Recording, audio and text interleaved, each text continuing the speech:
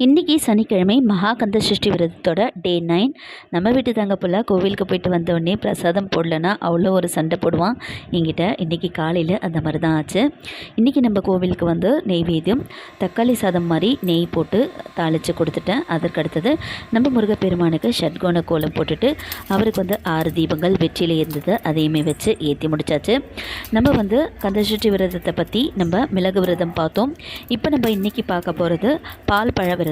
பால் பழ விரதம் எப்படி இருக்கணும்னு பார்த்தீங்கன்னா, கந்தசஷ்டி விரதத்தில் 6 நாள் இருக்கு இல்லையா, அந்த 6 நாளில் 3 வேளையும் வந்து ஏதாவது ஒரு பழம், ஒரு கிளாஸ் பால் அந்த மாதிரி எடுத்துகிட்டு 3 வேளையும் சாப்பிட்டுட்டு இருப்பது தான் பால் பழ விரதம். இந்த பால் பழ விரதம் யார் வேணாலும் இருக்கிறாங்க, ஆண் பெண் எல்லாருமே இருக்கலாம் சரிசமமாக.